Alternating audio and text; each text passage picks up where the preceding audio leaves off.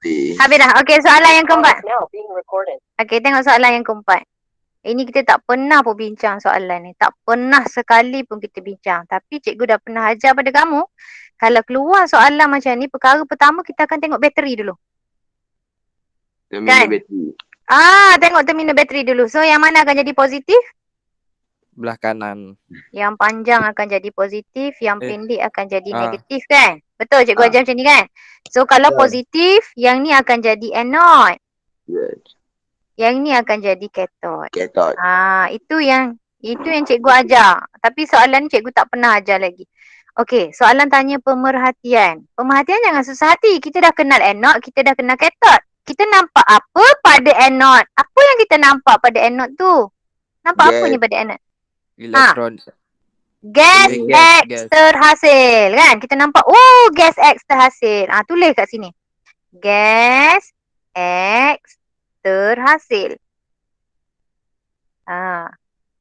Okey.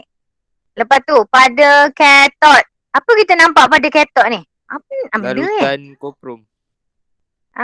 Tak kita nampak dia kalau ikut macam menebal. Macam gemuk. Macam gemuk. Tapi takkan kita nak tulis macam gemuk. Kita tulis menebal. Menebal. Okey, siap. Itu je benda yang kita nampak. Pemerhatian adalah benda yang kita nampak. Okey, seterusnya inference. Kata kalau orang tu tulis membesar. Cikgu rasa tak ada masalah kot. Boleh kot. Membesar, menebal. Boleh. InsyaAllah. Okey, inference tak payah jawab. DSO tinggal. Okey. Ali ingin menyadukan satu sudu besi dengan perak melalui proses elektrolisis. Nyatakan elektrolit yang sesuai digunakan. Okey. Macam mana cerita dia? Kalau kamu ingat cikgu ajar, ini positif, negatif. Dekat anode, kita akan letak logam sejenis logam yang kita guna nak sadur sudu besi. Contoh ni sudu besi. Sudu besi mesti duduk dekat katot. Hafal. Sudu besi, cincin besi yang kita nak sadur, kunci ke bahagian-bahagian apa pun, dia akan duduk di katot. Jadi bentuk dia akan macam ni. Ingat, benda-benda yang kita nak sadur, kita akan letak di terminal negatif. Tu soalan tanya apa? Jadi yang ni akan jadi sudu besi. Yang ni akan jadi perak. Soalan tanya elektrolit cecair ni, larutan apa yang sesuai nak digunakan. Kamu ingat cikgu ajar dulu, nama larutan mesti ikut nama anode. Ingat tak cikgu ajar? Nama larutan mesti ikut nama anode. So anode ni perak. So nak takkan nama perak. Perak dalam bahasa sains panggil apa? Argentum Jangan pula kata saya nak pergi jalan dekat negeri Argentum. Tak payah macam tu. Tak payah sampai macam tu. Jadi guna Argentum. Argentum. Hafal je. Argentum nitrat. Kalau sini nama anode-nya adalah Gani. Aku bagilah sesekali guna nama ayah aku kan. So nama larutan. Kau memang tak sampai hati nak gelak kan? Tak apa. Gani sulfat. Macam tu lah. Pak. Dia nama anode, dia akan ikut nama larutan ni, dia akan ikut nama anode. Gitu Hafal lah yang itu. Habis dah. Okey, boleh tak? Boleh tak? Overall. Okey, jom kita tengok next yang kedua. Pukul berapa dah ni? Pukul 11 tadi, dah setengah jam berlalu. Okey, jom kita tengok. Okey, soalan yang pertama, dia nak tanya PM. Kalau boleh kita buat dulu. Dia nak tanya PM ni. Buat dulu macam ni. Ni nak tanya PB. Okey. Hipotesis. Okey. Lagi? Tengok apa lagi soalan nak. Ramalkan. Okey. Maksudnya semua soalan ni kamu harus jawab. Okey, jom. Mana PB dia? Yang di belakang lah. Ini PB dia. Kadar dia Newton. Ya, ini PM dia. PUM? Apa yang sama? Satu eksperimen dijalankan untuk mengkaji kadar denyutan nadi rehat. Rehat. PUM dia. Keadaan Aktiviti nak. fizikal dia. Keadaan rehat. Aktiviti fizikal dia dah dalam keadaan rehat. Okey, so apa yang dimanipulasi? Dah dapat dah apa? Jantina. Masukkan dalam ni. Okey, bergerak balas. Salin Kadar ni. denyutan nadi. Hak ni jangan careless. Jawapan ada pada soalan. Siap.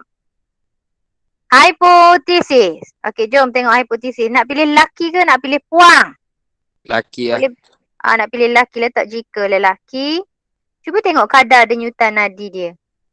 Cuba tengok. 72, 70, 73. Compare dengan perempuan. 75, 77, 78. Siapa paling tinggi? Puang. Puang paling tinggi. So kalau nak pilih lelaki, maksudnya kadar denyutan nadi dia lebih rendah lah. Ni lebih rendah. Cuba tengok. 72, 75. Rendah. 70, 77. Rendah. 73, 78. Rendah. Maknanya lebih rendah. Apa aktiviti, maksud cikgu apa operasi dia? Lelaki ni, apa operasi dia? Dalam keadaan apa denyutan nadi ni diambil? Rehat. So, ini operasi dia. Jika lelaki dalam keadaan rehat, maka kadar denyutan nadi lebih rendah. Lebih rendah. Cikgu ajar terus operasi lah, senang.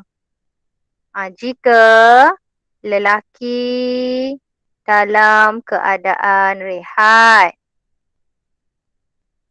maka kadar denyutan nadi lebih rendah. Cek semula jawapan kita. Ini PM, ini operasi. Ini PB dia. Siap. Ingat, nak buat hipotesis, kena ada PM, kena ada operasi, kena ada PB. Peganglah yang itu. Okey, dah? Boleh tak? Boleh. Ya. Okey, next. Ramalkan kadar denyutan nadi murid perempuan setelah dia berlari selama 10 minit. Okey, ni dalam keadaan rehat dia. 75, 77, 78. Lepas tu mu suruh dia berlari pula 10 minit pula tu. Agak-agak denyutan nadi dia guna. 100 lebih. Ataupun 100. 90 boleh, 100 boleh. Tapi tulis satu je jawapan. Jangan tulis macam cikgu ni. Tulis satu je. Tulis 90. Jangan tulis banyak jawapan. Jangan tulis macam ni jawapan. Jangan. Tulis satu je 90. Dah. Tetapkan pendirian kita. Satu jawapan je. Sebab dia nak satu. Okey, tandakan right pada aktiviti yang meningkatkan. Dia nak aktiviti yang boleh meningkatkan kadar denyutan nadi. Main bola. Main bola. Bukan main telur, main bola. Astaghfirullahaladzim. Aku record ni. Astaghfirullahaladzim. Ya Allah. Kalau orang tengok YouTube ni, tak senonoh cikgu ni katanya. Ajumah dah buka mic dah tu. Dia dah buka tali tasbih. Soalan lain kan. Okey, baik. Ni jom. Dia ni pertumbuhan anak benih kacang hijau. Kita dah lukis lah tadi. Ya suruh kita lukis lagi. Maknanya ni soalan trial Negeri Sembilan, soalan sama macam Selangor tadi. Jadi kalau cikgu tak cerita, kamu boleh buat dah kot. Cikgu tak cerita ni sebab sama macam tadi. Jadi nanti ada masa free kamu cuba lukis sendiri. Boleh tak? Boleh cikgu. Boleh kan? Okey. Lepas tu soalan tanya apa? Hubungan. Hubungan kan semakin hari semakin sayang. Semakin PM, semakin PB. Jangan lupa ada pola. Pola tu meningkat, berkurang. Kalau kita tengok jadual kita punya graf tadi bentuk dia macam ni. Ini graf meningkat ni sebenarnya. So, pola meningkat. Hari ni pun meningkat. So, kita gabung ayat jom. Semakin meningkat. Pola. Masa. Tak ya? Semakin meningkat. Masa. Semakin tinggi anak benih kacang hijau. Semakin tinggi anak benih kacang hijau. Semakin meningkat anak benih kacang hijau. Jadi ingat, nak buat hubungan, semakin pola PM, semakin pola PB. Ingat yang itu. Pola ni dia ada dua je. Meningkat, berkurang. Meningkat, berkurang. Ikutlah. Bertambah, berkurang pun boleh. PM, tengok dekat sini. Ni akan jadi PM. Ni akan jadi PB. Ingat hubungan semakin. InsyaAllah boleh jawab. Okey, dah. Dah ke? Ke nak cikgu tulis juga? Sudah. Sudah. Okey. DSO tinggal kan? Okey. Ini bentuk tangga cikgu tahu. Korang ingat gambar ni. Cuma mungkin tak ingat apa kejadahnya bentuk tangga tu. Pernah tengok benda macam ni, cikgu dah pernah tunjuk dah. Rangka Ingat. luar. Contoh haiwan yang mempunyai rangka luar kan ketam, kala jengking. Yang kerah-kerah tu kan. Kan dia bersalin kulit, bersalin rangka luar tu kan. Kan cikgu pernah tunjuk video ketam dia bersalin rangka luar. Jadi bentuk pertumbuhan dia, lengkung graf dia bentuk tangga. Dia tak sama macam pokok. Kalau pokok bentuk dia macam ni, sigmoid. Kalau anak benih pokok dia sigmoid. Kalau macam haiwan yang ada rangka luar, dia bentuk tangga. Bentuk tangga ni. Soalan tanya, pada pendapat anda, mengapa graf dalam rajah 1 berbeza dengan rajah yang dilukis pada rajah 2A? Kenapa? Haiwan yang mempunyai rangka luar dia berbentuk tangga. Manakala tumbuhan tadi berbentuk sigmoid. Agak-agak kenapa? Kamu boleh cakap juga kerana haiwan ini mengalami bersalin apa? Bersalin kulit. Bersalin kulit. Bertukar kulit pun boleh. Ataupun satu lagi, kamu ingat ke istilah ni? Haiwan rangka luar mengalami ekdisis. Kalau tak boleh ingat ekdisis, mengalami salin kulit. Ekdisis tu maksudnya salin kulit. Kalau dapat ingat terms ni, alhamdulillah. Kalau rasa tak ingat, ingat je lah. Dia bersalin kulit. Ya? Okey, boleh tak? Boleh. Okey. Baru ni lah. Baru set yang kedua. Ni macam mana pula ni? Okey, tengok ni. Mana satu PM, mana satu PB. Cepat. Mana satu PM, mana satu PB kalau dia bagi jadual.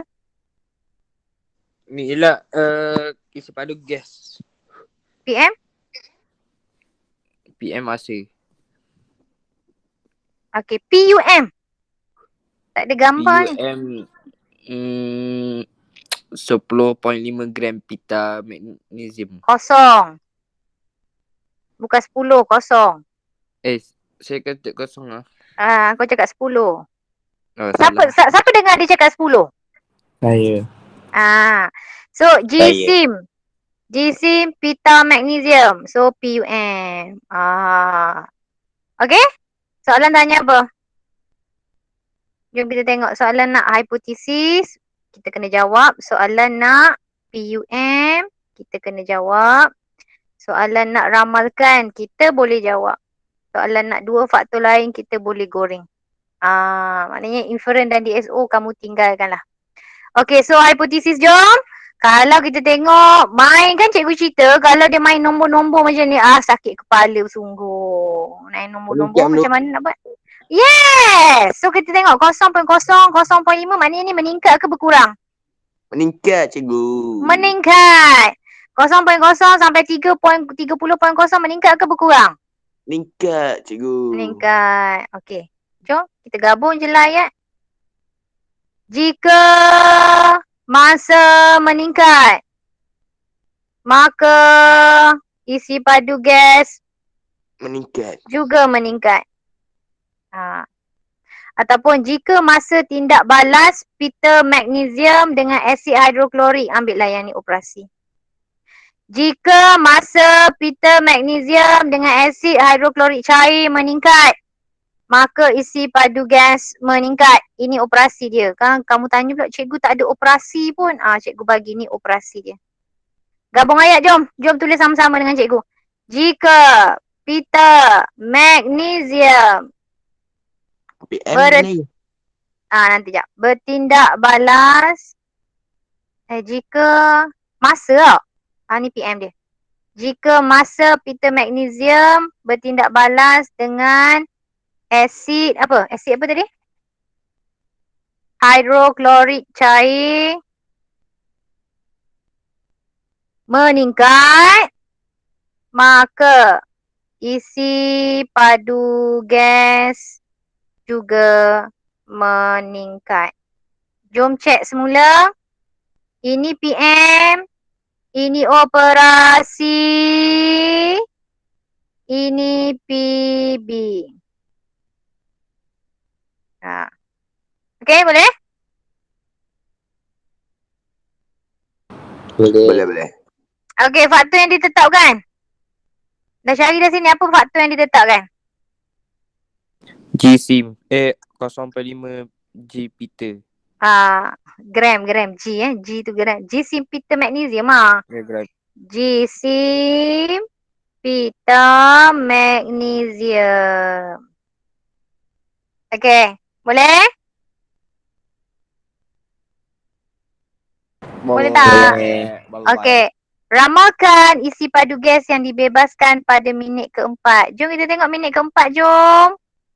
So ni minit ketiga 30.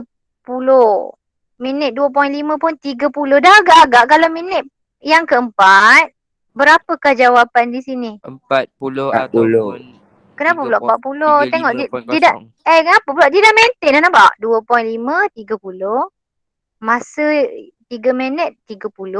Agak-agak masa yang keempat dia maintain je. Kita tengok lah. Kita tengok kat sini je. Kalau kita nampak nombor ni semakin meningkat, meningkatlah dekat sini. Tapi kalau kita tengok nombor ni maintain, sini pun maintain lah. So jawapan dia 30.0. Okey, dan soalan ni hari ni memang fakta lah. Apakah dua faktor lain yang mempengaruhi kadar tindak balas? Okey, cikgu nak tanya. Macam kita nak masak ayam bakar. Ayam yang mana lebih cepat masak? Ayam kita potong kecil ke ayam kita potong besar? Potong kecil. So tu faktor apa tu? Faktor apa? Saiz. Yes, saiz bahan tindak balas. Okey. Lepas tu ingat tak lagi yang kita buat eksperimen tu, kita tambah je bahan tu lagi gelembung gas naik cepat. Kita tambah makin. Makin. Lagi suhu. Mana yang senang nak ingat? Suhu. Suhu makin senang ingat tak makin? Senang je. Ke saiz bahan tindak balas? Ingatlah. Dia nak dua kan? Jangan tulis banyak macam cikgu ni. Tulis dua sahaja. Mana yang kamu senang nak ingat. Okey, soalan yang keempat. Cikgu rasa macam cikgu tak habiskan dululah ni.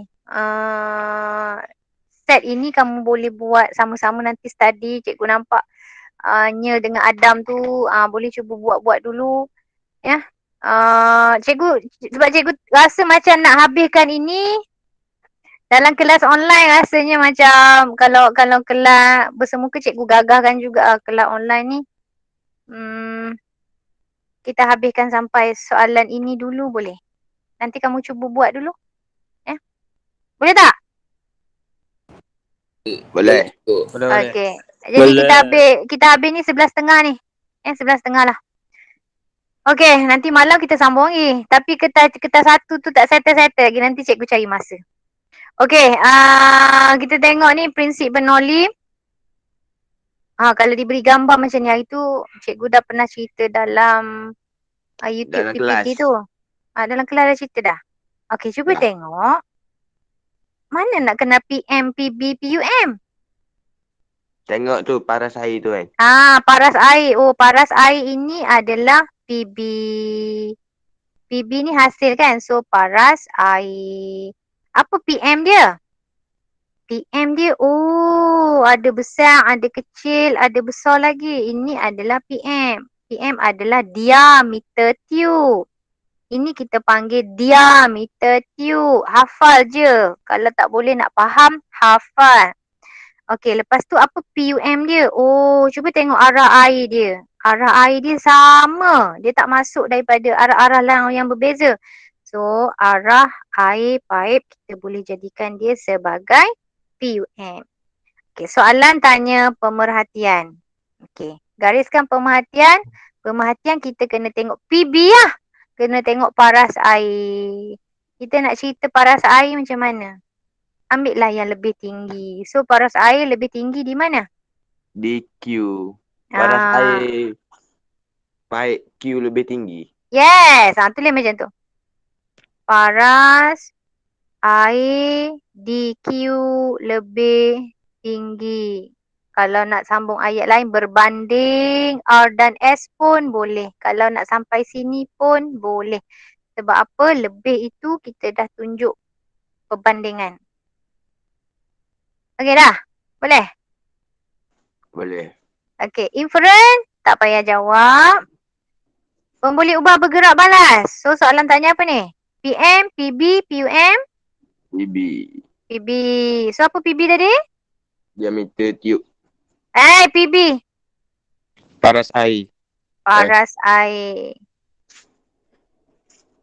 Okey, lepas tu DSO tinggalkan. Okey, ni soalan mengaplikasi. Seseorang yang berdiri berhampiran landasan kereta api terasa seperti jatuh ke dalamnya apabila kereta api yang bergerak laju melepasinya. Kan dia tertolak ke depan tak? Inertia. Bukan. Ini prinsip Bernoulli ni. Apa ni? Sedut. Dia rasa macam tertarik. Tekanan nak. Tekanan. Daya tarikan. Tekanan. Tarikan. Tekanan. Tarik. Tadi macam ni. Bila kamu ingat prinsip Bernoulli, ingat tekanan. Ni kereta api laju ni. Kereta api laju, tekanan. Kamu tulis tekanan. Tekanan udara rendah. Tekanan udara rendah. Bila kereta api ni laju. Prinsip Bernoulli menyatakan bahawa hal laju tinggi, tekanan rendah. Jadi sekarang ni kereta api ni bergerak laju. Maknanya hal laju dia tinggi. Jadi tekanan udara dia macam mana? Tekanan dia rendah. Tekanan udara rendah. Ya mungkin susah nak faham macam mana benda ni boleh berlaku. Tapi cikgu nak kamu hafal je lah. Oh lah, cikgu ajar prinsip Bernoulli, dia balik kan. Hal laju tinggi, tekanan rendah. So kalau kereta api ni kita dah tahu dah bergerak laju, maknanya hal laju dia tinggi. Jadi tekanan udara di sekeliling dia rendah. Ini menyebabkan orang tu boleh tertolak. Dia sebenarnya panjang jawapan. Ambil je yang ringkas. Boleh ke tak boleh ni? Boleh. Okey, sebenarnya banyak lagi tu. Cuba tengok banyak lagi. Melaka, Terengganu dan satu lagi apa lagi? Perak. Perak ah. Argentum. Ada Argentum. Melaka yang kita tak bincang lagi. Terengganu dan Kelantan. Okey. Tunjuk Kelantan punya peri. Kelantan dah sudah? Kelantan dah kan?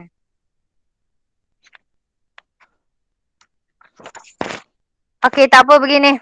Kita rehat dulu sebab dah 1 jam. Tak sampai pun 1 jam lagi kan. Tapi memang kelas online ni memang memenatkan lah sebenarnya tak? Betul. Tak apa, kita rehat dulu. Nanti untuk yang bahan-bahan yang lain ni kamu boleh cuba dulu.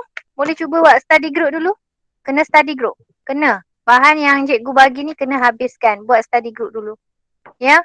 Sebab bila study group sebenarnya ada pengukuhan di situ. Kawan kamu akan betulkan kamu. Kawan kamu akan ingatkan kamu. Jadi tolong. Ambillah masa rehat sekejap. Lepas tu cari masa untuk buat study group. Okey, nanti ada masa nanti cikgu buat video ke nak terang mana-mana satu pilihan jawapan dalam ni. Okey. Ada apa-apa nak tanya? Tiada. Okey, terima kasih anak-anak. Tak lama dengan kamu. Tak sampai pun 1 jam. InsyaAllah malam sekarang kita jumpa lagi dalam slot kertas 2 soalan 11. Okey. Baik, Ibu. Okey, terima kasih Terima semua. kasih. Assalamualaikum. Assalamualaikum. Terima kasih, Go. Alright.